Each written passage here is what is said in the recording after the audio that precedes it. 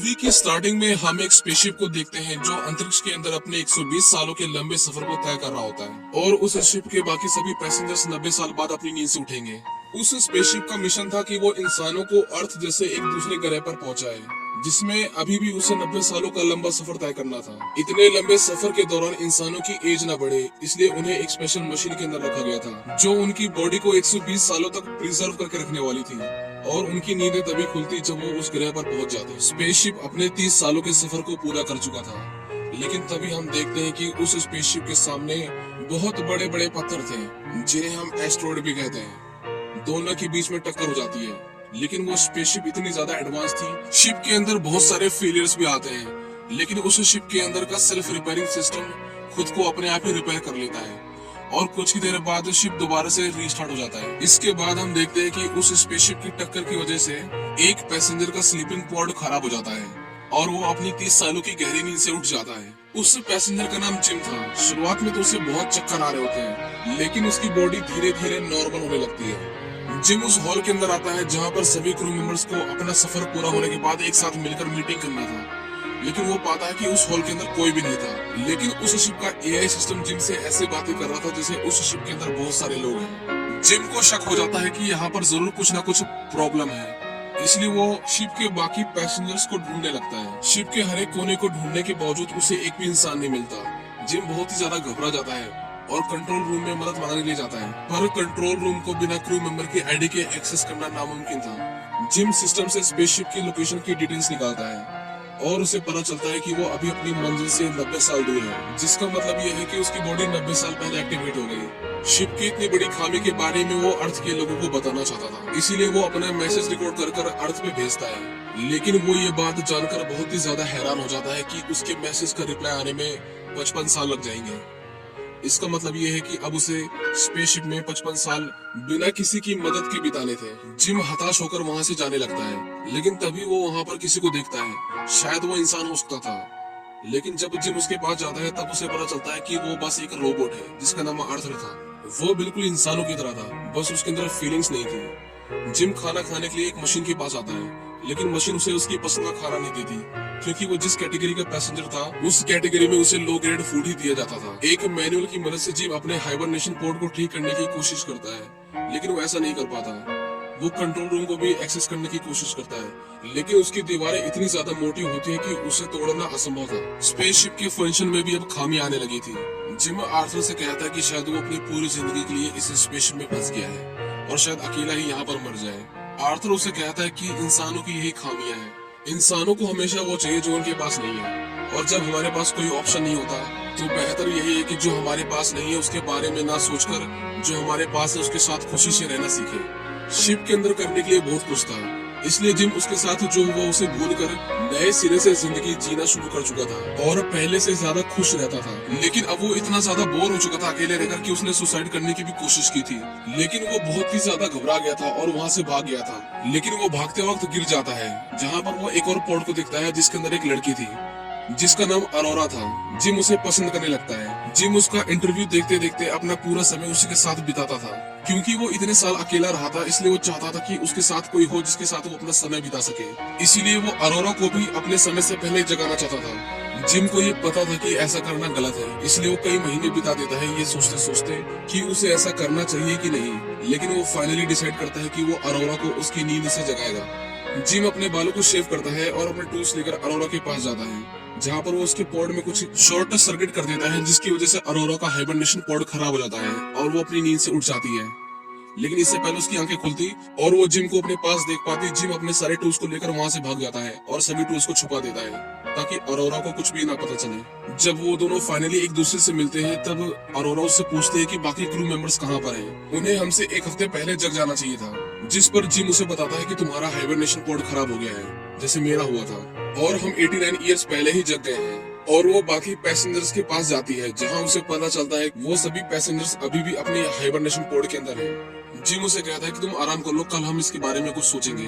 Next morning हम देखते हैं कि अरोरा अपने फूड को लेती है और उसकी प्लेट में बहुत सारा खाना होता है, क्योंकि वो एक गोल्ड क्लास पैसेंजर थी, जबकि जिम पिछले 1 सालों से सेम तरह का खाना ही खा रहा था। जब अरोरा को पता चलता है तब वो अपनी आईडी से जिम को भी गोल्ड ग्लास खाना देती है। अरोरा भी उस गेट को तोड़ने की कोशिश करती है, लेकिन वो गेट इतने आसानी से टूटने वाला नहीं था। उसे अब यकीन हो चुका था कि अब वो सब यहाँ पर फंस चुके हैं, इसलिए वो डिसाइड करती है कि वो अपनी किताब को लिखेगी जो वो दूसरे ग्रह पर जाकर पूरा करने वाली थी। इसलिए वो जिम का इंटरव्यू लेने लगती है। वो उससे पूछती है कि तुम अर्थ पर अपने दोस्तों और फैमिली को छोड़कर यहाँ पर क्यों आए हो। जिम एक मैकेनिक है, वो उसे बताता है कि उसे चीजें बनाना पसंद है, लेकिन अर्थ पर पहले से ही बहुत कुछ बना हुआ है, इसलिए अर्थ पर करने के लिए उसके पास कुछ भी नहीं था।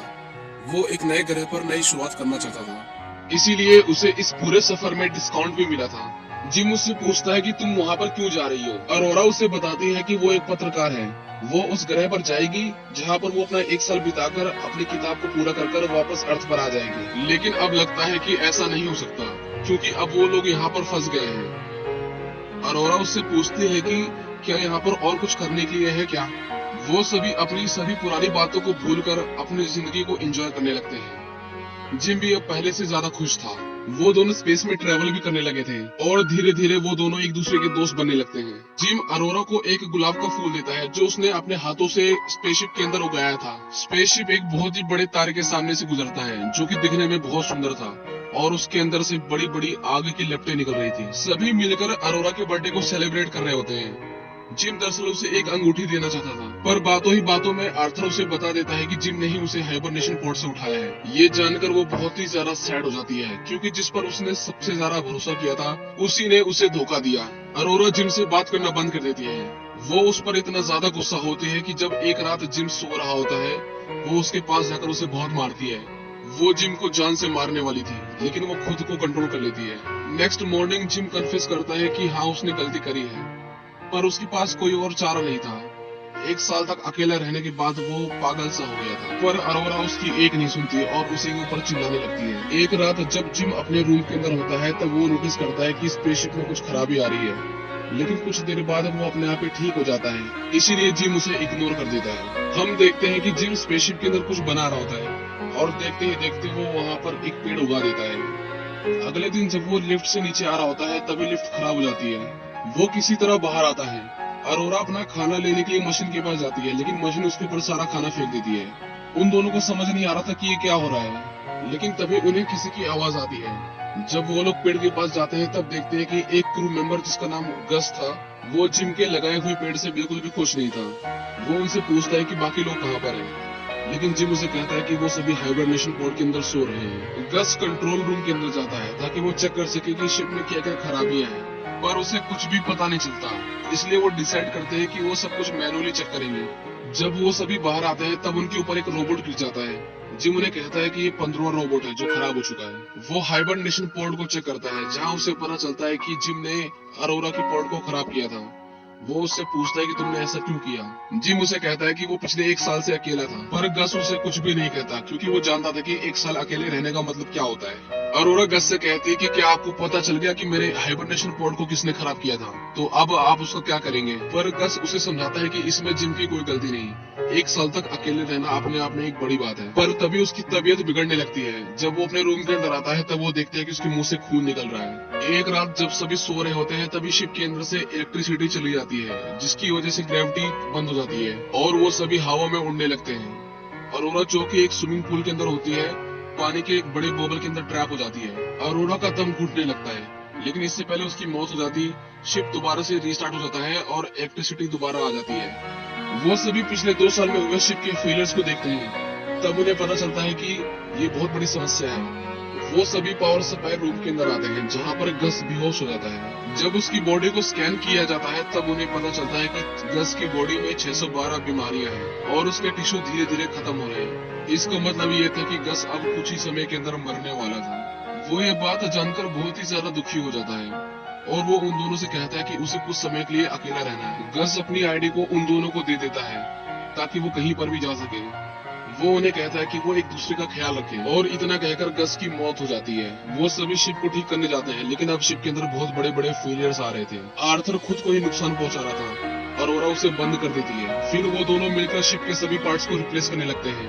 वो दोनों पावर सप्लाई रूम के पास आते हैं। वो गेट को ओपन कर देते हैं, पर शिप के अंदर एक होल होता है। दोनों उस होल की तरफ खींचने लगते हैं, लेकिन वो दोनों किसी तरह उस होल को बंद कर देते हैं। वो दोनों देखते हैं कि उस पूरे शिप के अंदर बहुत सारे होल्स हैं। जब वो लोग मेन पावर सप्लाई के पास आते हैं तब देखते हैं कि पावर सोर्स पूरी तरह से अनस्टेबल हो चुका है। वो सभी पार्ट्स को बदलते हैं और जब वो हीट को रिलीज करने के लिए लीवर खींचते हैं तब गेट ओपन नहीं होता। इसका मतलब ये था कि सारी हीट शिप के अंदर ट्रैप हो गई थी और उसे अगर जल्दी रिलीज नहीं किया जाता तब वो शिप के अंदर ही ब्लास्ट हो जाएगा। जिम स्पेसशिप से बाहर आता है और उस टनल की ओर जाता है। स्पेसशिप का टेम्परेचर अब बहुत ही ज्यादा बढ़ चुका था। जिम लीवर को खींचता है और गेट ओपन हो जाता है। जिम लीवर को खींचता है और गेट ओपन हो जाता है, लेकिन जैसे ही वो लीवर को छोड़ता है गेट दोबारा से बंद हो जाता है। जिम समझ जाता है कि अगर उसे गेट को ओपन रखना है तो उसे लीवर को पकड़े रखना होगा, लेकिन इसमें प्रॉब्लम ये थी कि सारी हीट उसकी बॉडी से पास होकर जाती है जिसमें उसकी मौत भी हो सकती थी। जिम अरोरा से कहता है कि वो लीवर को खींच दे, लेकिन अरोरा उसे कहते हैं कि वो ऐसा नहीं कर सकती, पर शिप का टेम्परेचर बहुत ज्यादा बढ़ गया था, इसीलिए अरोरा को लीवर खींचना पड़ता है और उस शिप की सारी हीट जिम की बॉडी से गुजरते हुए बाहर निकल जाती है। लेकिन इसी बीच जिम का पैर स्लिप कर जाता है और वो इतनी जोर से बाहर आ जाता है कि उसके सूट पर लगी सेफ्टी केबल टूट जाती है और वो थ्रस्टर्स की ओर गिरने लगता है जिसके अंदर गिरकर उसकी मौत हो सकती थी। वो किसी तरह अपने हाथ में रखे हुए डोर को उसकी तरफ फेंकता है और उससे दूर हो जाता है। शिप दोबारा से ठीक हो गया था, लेकिन जिम अभी भी स्पेस के अंदर था। उसके सूट में छेद हो गया था और वो धीरे धीरे स्पेसशिप से दूर जा रहा था। अरोरा उसे बचाने के लिए स्पेस के अंदर आती है। वो उसे ढूंढ लेती है, लेकिन वो उससे बहुत ही ज्यादा दूर होता है। वो किसी तरह उसके पास पहुंचने की कोशिश करती है, लेकिन उन दोनों का हाथ स्लिप हो जाता है। अरोरा रोने लगती है क्योंकि उसे लगा कि जिम शायद अब जा चुका है, लेकिन तभी वो उस केबल को देखती है जो जिम से अटैच थी। अरोरा उस केबल को पकड़ लेती है और जिम को स्पेसशिप के अंदर दोबारा चलाती है। इतने समय तक स्पेस में रहने के कारण जिम का शरीर पूरी तरह से जम गया था। अरोरा उसे एक मेडिकल मशीन के अंदर डालती है, जहाँ पर मशीन उसे बताती है कि जिम की मौत हो चुकी है, लेकिन अरोरा उस मशीन को कमांड देती है कि वो सारे ऑपरेशन एक साथ कर दे। जिम का ट्रीटमेंट एक साथ चालू हो जाता है, लेकिन उसकी हालत में कुछ भी फर्क नहीं आता। लेकिन कुछ ही देर बाद जिम की आंखें खुल जाती हैं, जिसे देखकर अरोरा बहुत ही ज्यादा खुश होती है। इसके बाद हम देखते हैं कि वो दोनों मिलकर पूरे स्पेसशिप को ठीक कर देते हैं और गस की बॉडी को सम्मान पूर्वक स्पेस के अंदर छोड़ देते हैं। जिम को एक और हाइबरनेशन पॉड मिलता है, जिसकी मदद से उन दोनों में से कोई एक दोबारा से अपनी नींद के अंदर जा सकता था। जिम अरोरा से कहता है कि तुम दोबारा से अपनी नींद में जा सकती हो और जब तुम्हारी आंखें खुलेंगी तो तुम दूसरे ग्रह पर होगी, लेकिन अरोरा उसे ऐसा करने से मना कर देती है। और फाइनली जिम उस रिंग को अरोरा को दे देता है जो उसने कई सालों से संभाल के रखी थी। मूवी के लास्ट में हम देखते हैं कि वो स्पेसशिप दूसरे ग्रह पर पहुंच जाता है और स्पेसशिप के सभी क्रू मेंबर्स जग जाते हैं और वो देखते हैं कि पूरे स्पेसशिप के अंदर बहुत सारे पेड़ हैं जिसे जिम और अरोरा ने मिलकर लगाया था। शायद इतने सालों के दौरान उन दोनों की मौत हो चुकी थी और इसी के साथ ये मूवी यहीं पर खत्म हो जाती है।